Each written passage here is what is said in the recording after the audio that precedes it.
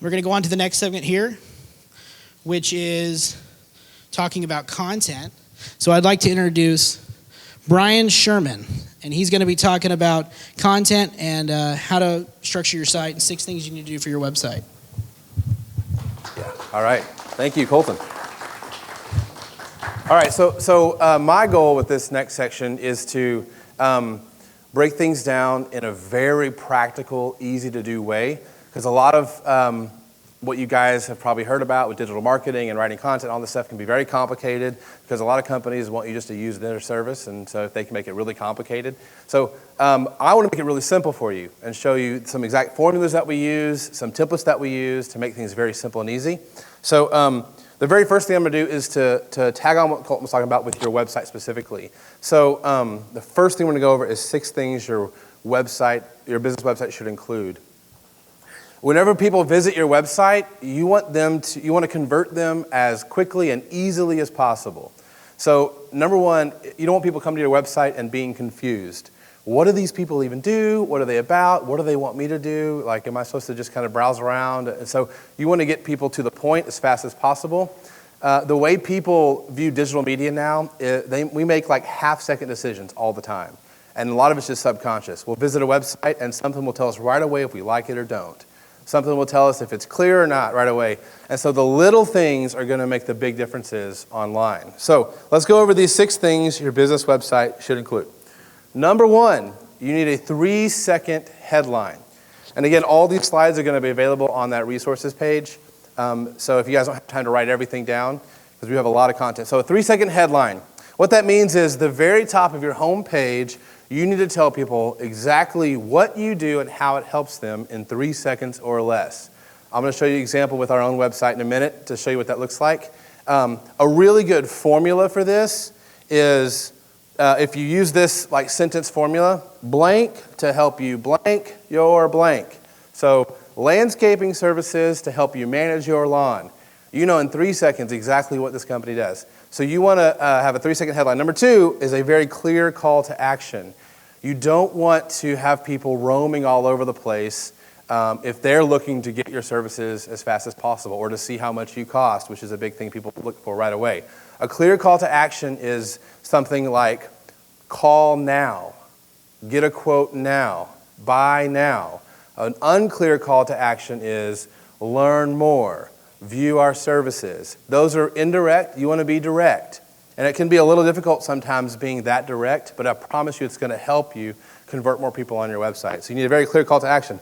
Number 3, a success header image. So the main image at the top of your website needs to imply success. And again, I'll show you an example of this. Really easy, but you can even use stock images, although we recommend using images from your own company if you have them. Show people's faces. Make sure they look happy. Make sure they look like they've just accomplished their goal because of the services you offer. So the very first image that they want to see after your headline or with your headline is a success header image. The next thing, your website needs to include search engine optimization, which Colton just talked about. That means whenever you're writing content on your homepage and throughout your website, you need to use the keywords that people are searching for online.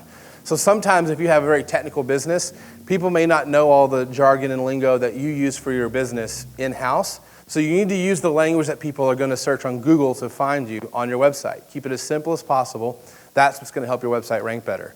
The 4th thing is responsive design, like Colton just talked about. Your website needs to show up and look really good on a mobile device because more than half of all search is coming from a mobile device, and that gap is widening every year. Eventually, it's going to be mostly mobile and just a little bit from desktop and other sources. And then the last thing is sales-oriented copywriting.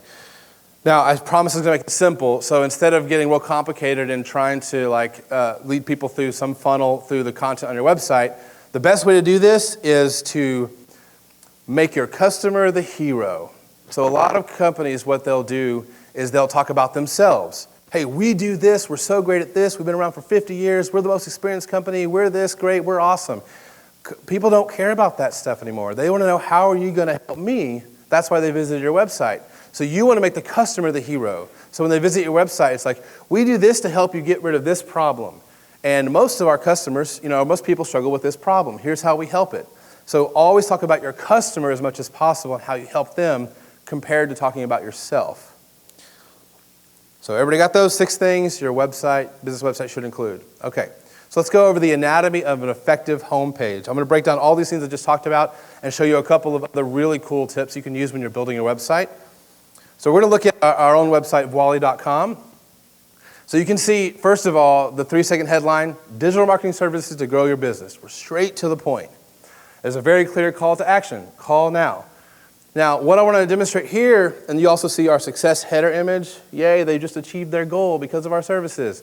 So this right here also, these arrows represent what's called the Z path. Whenever, there's like a psychological study that they did about when people view web pages or view online content, our eyes naturally travel in a Z path. We'll start at the top left, work our way over, back down to the bottom left, and work our way back over. So when you're designing content and putting relevant phrases and calls to action, you want to put them within this path.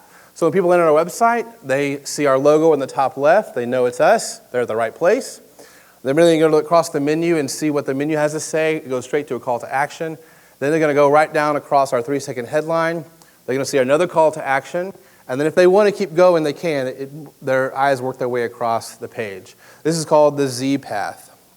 Now, another thing I want to really stress is you want to have, if possible, only one call to action on your home page. So what a lot of people will make the mistake is they'll list like every service they offer on their home page. So it's like, view this service or view that service or go do this or learn more or read the blog here. On your home page, you want to give people one option if possible. If you have to use 2 options, fine, but I recommend, if possible, use only one call to action. As clear as possible you can be on your website, the better. So let's go down this page a little bit further. Another really cool thing you want to do is include social proof on your home page. So have a review from a customer or a quote from a customer that somebody who's used you, like, hey, these guys are really great. So instead of me talking about myself and how great my company is, my customers are doing it for me. So include a review or some kind of social proof on your home page. And the next thing you want to include, another psychological tip, is include a step-by-step plan. Now you don't have to call it, here's our step-by-step plan, but you want to show people in their mind how they're going to go from, I have this problem that you can solve, to you solving my problem. So I added this 1, 2, 3, you can see, here's our step-by-step plan. Get a clear, easy to understand strategy, know you have a plan that works, ensure results. It's kind of vague, but the whole point is it gives people this path to success that they can visualize in their mind. And then the next thing you want to do on your website is show them you understand their problem. So instead of just listing your services or just talking about how, what you offer and those sort of things, talk like the customer. It's like, hey, are you struggling to grow your business? A lot of people are. Is nobody visiting your website? Do they not understand what they're seeing when they get there? Are you not on Google anywhere? These are business owners. They're like, yeah, that's a problem that I have. So you demonstrate you understand the problem, then your customers and people who visit your website are going to trust you even more. All right, so now we've covered kind of the basics of what makes a really good homepage on your website. Let's get into the actual relevant content that Colton was referring to. So content marketing is huge nowadays. You need to have relevant content, not just for marketing your services, but mostly for Google. And we're going to talk specifically about copywriting. And this isn't like making something legal, copyright. I'm talking about actually writing for your website. So let's talk about, first of all, how many of you guys would say, like, hey, I'm not actually a very good writer. I don't really like writing. Okay, well, I'm going to make it really easy for you guys to be able to do this yourself. I'm going to give you guys some very step-by-step formulas and templates that we actually use every single day in our writing that produces real results, and I'll show you some of those in a minute. So, why writing matters. So, there's several reasons you should write. This includes writing for your website, writing blog articles. Number one, you can provide value with your knowledge. You know a whole lot about your business and how it helps people, and you need to provide that value and that knowledge to people. And through a blog, you can do it for free. When people come and read your blog, they realize you're the one giving them the answer to their question, and you're the one providing information. It presents you as the authority in your market because you're giving them the answers. This is also, all those things kind of work together to grow your business in the long run. So blog writing is a really good way to rank high on SEO. It's also a really good way to become an authority in your industry. Content is the reason search began in the first place. Think about it. If there wasn't words on websites or videos or other relevant content, Google wouldn't even exist. There'd be no reason to show you results. So content is so important. It's not just having a website up that people might see. It's how Google reads that website, how it gets in front of people, if it gets in front of people, and all those other things. So let's go over two very specific things we'll talk about today for writing for SEO. The first one, I'm going to talk and train you guys how to write an SEO landing page and also go through blog writing. So other than your home page and the service pages, these are the two we're going to talk about specifically. And some of these tips I'll talk about apply to your service pages on your website as well, because those need to be written well for SEO as well. So, okay, let's go over SEO landing pages specifically. What is a landing page? So a landing page is simply a page that you will land on. So if you guys have ever clicked on an ad on Facebook, and it takes you to like not somebody's home page on their website, right? It takes you to a very specific page written just for that ad. That's called a landing page. Often it'll have some sales copy, a place for, download or buy this, whatever this thing is. That's called a landing page. It's written specifically for one action or one option. So we write landing pages in our business specifically for Google to find them and show up on search engines. And I'll show you exactly how to do that in a minute. If your company, like Colton said, can serve a greater audience than just your immediate service area or just your city, then SEO landing pages will do wonders for SEO, for getting your business out there. We have several companies that provide services in localized area, but also are able to provide those same services nationally or within like a 400-mile radius. And so we wrote landing pages specifically to target those areas where they're most likely to do business, and it's worked really, really well. I'll show you some examples here in a minute. You can rank in specific cities for search terms even if you aren't located there, like Colton said. You don't have to have an office there to rank high in that area. So how to write a landing page that ranks on Google. So I'm going to give you guys the exact, and it's very simple, the SEO landing page formula, how you can write an SEO landing page that actually ranks on Google, and also go over our optimization standards to make sure that that landing page meets all the criteria that Google is looking for, that we've seen work over and over again in our own business. And again, this kind of information is in one of the ebooks. It's called the SEO Small Business Booster Action Guide, I think. That's in that resources page we offered earlier. So if you guys want to download that for later resource, you can. So let's go over the landing page formula. It's very simple, like I said. You want to title the page with the city or area you're targeting, followed by your core service, right? Conroe Landscaping Services. That's going to be the title of your landing page, like on WordPress. And then you need to have several subheadings because Google looks at subheadings as a very important factor as well. It's an easy way to scan and crawl your site to see what it's about. So within your subheadings, you want to have the city name included again, plus the specific service you're targeting. So like you have a title, and then this first heading, so Conroe Landscaping Services, and then Conroe Lawn Mowing Services, right? It's a service you offer under your core business service, and then you're going to do that with each one, right? Conroe Hedge Trimming. I don't know what all landscaping services are, but you get the idea. So under each one of those, you're just going to write a short, quick paragraph that describes what that business is about. If you can use bullet points, even better. And then at the end of this landing page, you need to have a call to action. You need to tell people what they need to do next. Call for a free quote. Call now to buy this. So again, include a call to action at the end of every landing page and blog articles. We'll go over that in a minute. And again, you can get all this information in that free download we have in our resources.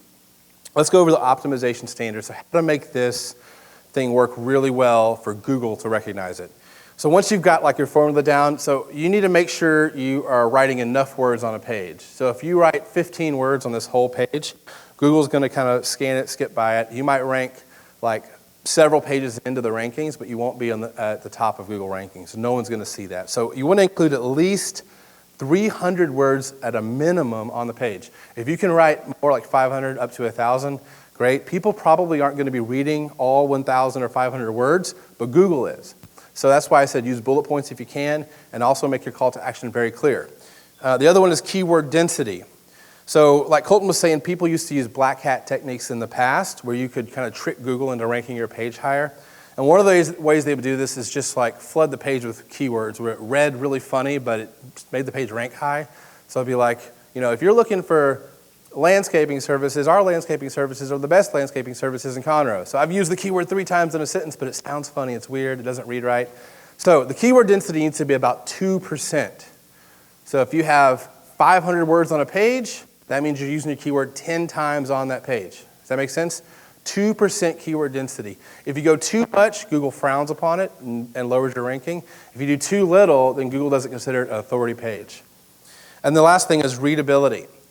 Like I said, as a business owner, you often suffer from the curse of knowledge, meaning you know so much about your own business and all the technical aspects, but you don't want to write the pages with all the technical jargon. You want to write as if you're speaking to a customer who's just found your business and needs what you offer and needs to know how it helps them. So believe it or not, the best metric for writing is to write at an 8th grade reading level. That right there appeals to every audience, and it forces you to simplify your businesses in a way that anybody will understand. So make sure readability is really good. So if you guys want to really quick just see how this works in action, if you open your phone and go to Google right now, you can search this term, fuel services in Houston. And the number one page organically that should show up is a company called Moffitt Services. If you guys see that landing page, just raise your hand if you guys are getting there.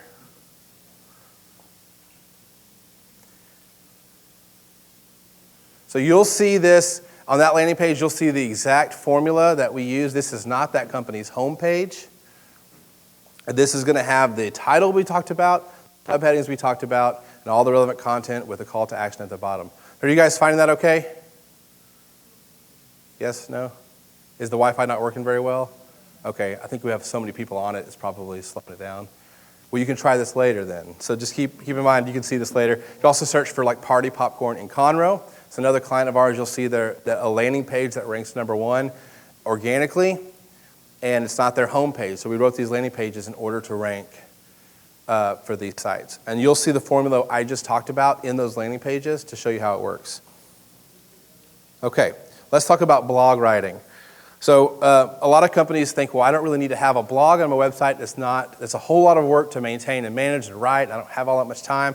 But I would encourage you to make the time. It's super important. You can provide value with your knowledge. You can position yourself as an expert, and you can also grow your business over time using blogs. Blogs are really good to answer specific questions that your customers ask. So if you're like, well, what do I write about?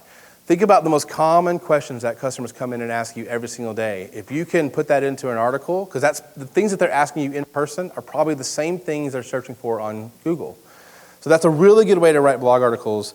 And you can also rank for keywords when people aren't necessarily searching for your service. So if they're not looking for landscaping services in Conroe, but they're looking for what's the best lawnmower to buy, you could write an article that answers that question, and because you're the company providing that information, you're the expert in the industry.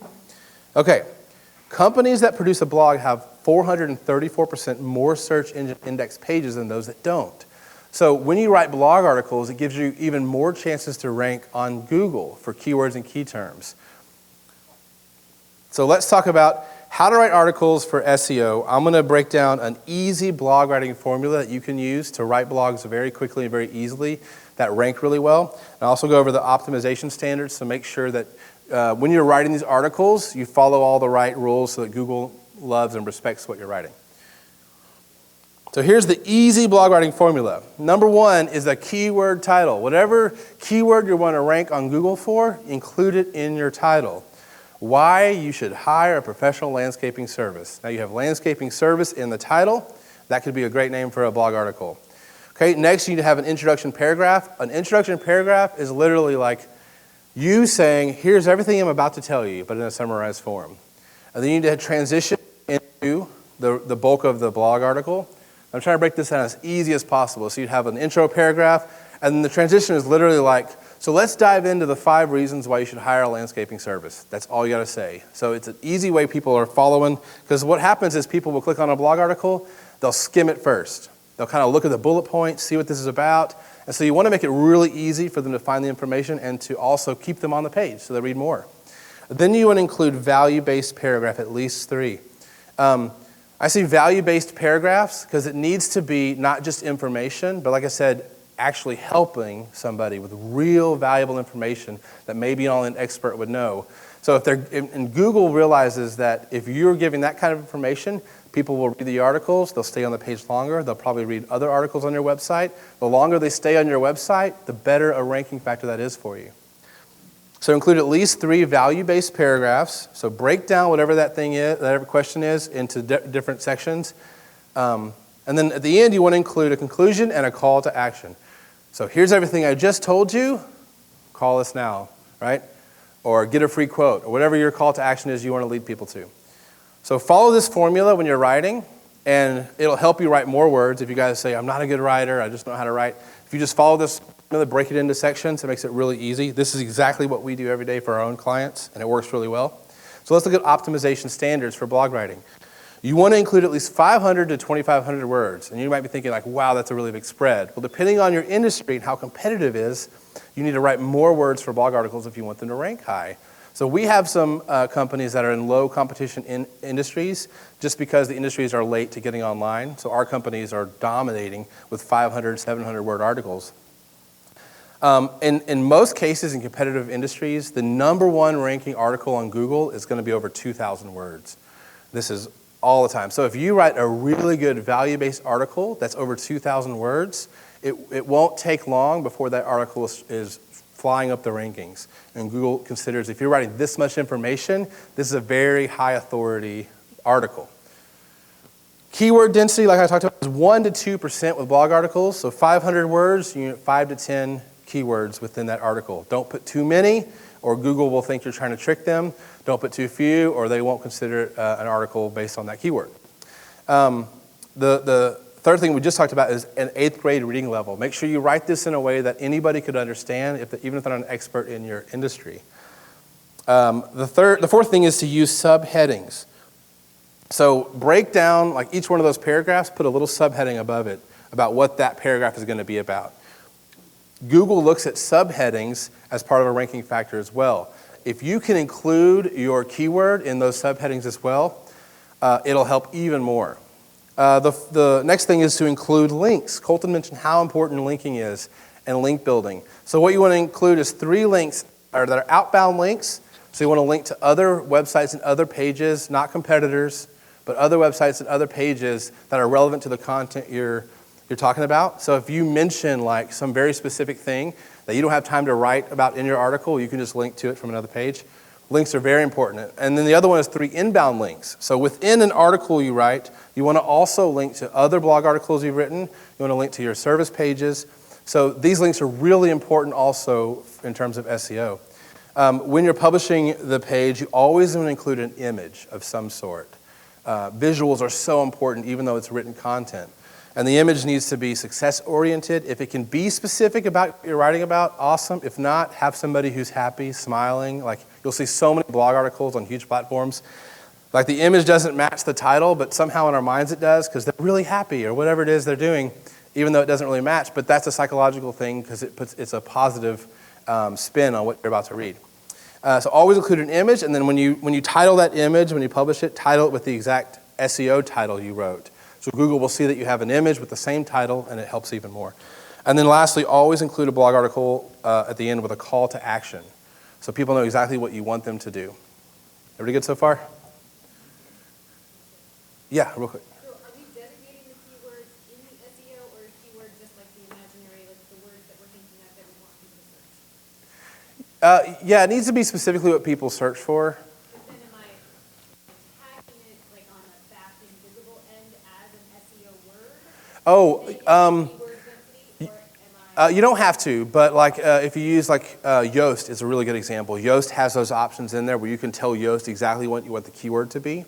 If you write it using the formula I'm giving you guys, it does most of the work that Yoast is going to help you do anyway. And also too, I would be very specific with the keyword as well. So if you want to target something that people are searching for, use that exact term as often as possible, well, within that keyword density. Does that make sense? Okay. So let's look at an example. Again, I know the internet's really slow right now, but if you guys want to go to Google and just search this term, do I need bulk fuel? So there's a lot of businesses that have like a fleet or lots of vehicles, whatever, and they need bulk fuel for their business. And so one of the most common questions in the bulk fuel industry is, do I even need it? So we wrote an article for one of our clients that answers these questions, and if you search this on Google, you should see it ranked #1 organically overall. So it's the very top link on the very top of Google. So that means that article is getting almost all of the clicks and reads for that search term, and it does wonders for bringing leads into this business. So if you guys are able to see that, you can. If not, when you get a better internet service, you can check it out then. So, and also you'll see the formula I just talked about in that article that ranks on Google. A couple of pro tips I want to go over that'll make it even better. Okay, number one is list-based articles do really, really well. People love reading list-based articles. So an example is like if you just put, the top 5 ways to do this, or here are the top 10 products to whatever. Just put some kind of list where people know, like, okay, I'm going to be looking for 5 different things here. And that's when people will click and they'll skim and see what those points are. And if it interests them, they'll stick around and read more. So another one is a catchy, specific title. The headline is so important in getting people to click and actually read the article. If it's boring, people aren't to read it. So a good comparison is like that bulk fuel company. If I had an article titled Important Information About Bulk Fuel Contracts, that's a boring title. Probably no one's going to read it unless they're specifically looking for important information. But if I title that same exact article, same content, how a bulk fuel contract could save you $50,000 this year, you're going to click on that article. You're going to read about that because you want to save money. That's why people buy bulk fuel. So same exact content, better title. So use a catchy, specific title. You also want to use evergreen content. So don't write things that are just going to be relevant for today or this month. Write content that anybody could find anytime, and it's going to answer their question or be helpful. A really cool way you can do this on WordPress, you can actually go and remove the date stamp from articles. So when you're reading a blog article at the top, it has like a title and like the date it's published. You can take that date off so it doesn't deter people from reading it. So if you published it like a year ago and it's still relevant content, sometimes people will see it and they're like, oh, this was written a year ago, and it's probably not the best thing for me to read. But it probably is. They're just deterred because of that date. So remove the date stamp if you can. And then lastly, this is kind of a pro tip if you have the time to do this. You can collect leads using a PDF. So what some companies will do is they'll say, hey, do you want to download this article in a PDF form? And just provide, like when you're writing the article in Microsoft Word or in Google Docs, you can literally save as a PDF. And then you could put that as a little link at the bottom. They put in their email address, click download. Now you have their email address you can use in their email marketing, and you're using just the same content. So if you guys have the time and want to do that, it's a really good way to collect leads for your business. All right, do we have any questions about SEO, landing page writing, or blog writing? I know I went fast trying to cover a lot of content. So anybody have any questions? Yes? For blogs, do you have platforms for blogging? Like I use blog. Yeah, I would. WordPress is the best by far, and you want to write those blogs as part of your website, like as posts on your website.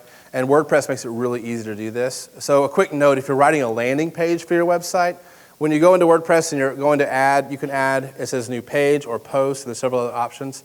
So if you're doing a landing page, you're going to be adding a new page and writing the landing page in that. If you're doing a new blog article, you're going to be adding a new post, is what it's called, and you're going to write the article into that. So I would strongly recommend using WordPress and then writing the article on your website.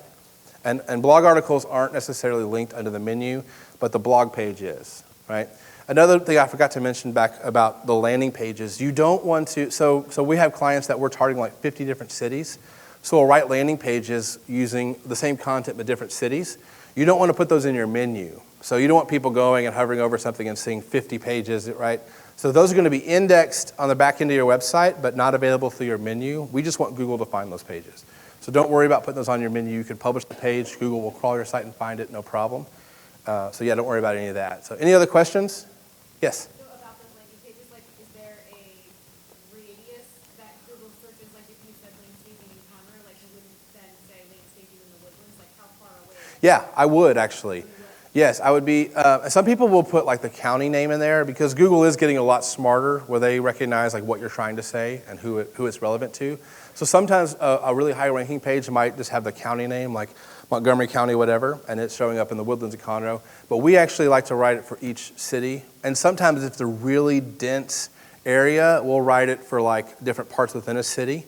Like we have a church that's in the Heights in Houston that we do. So everything's about the Heights when writing Google pages. Because Houston's so big, if I just write church in Houston, there's like 10,000 results that come up. So depending on how large the city is, you can get even more specific. But I would include like every city you want to rank in specifically. Yeah.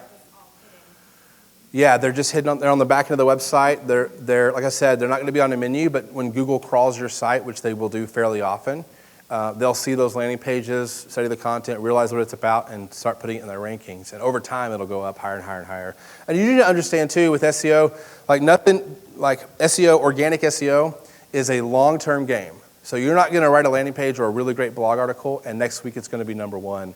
It's probably going to take time, like 3 to 6 months. If it's a really competitive industry, you're looking at 6 to 12 months. So just keep that in mind. If you do something that's really awesome and it's not showing up at all, it doesn't mean it's not working. You can't trick Google. Like if you want them to see you as an authority, you need to be around long enough, number one. And then people need to be visiting that page and reading it. And the more visitors you get, the more Google sees that and so on. So just keep in mind it takes time for these to start showing up really high in search engines.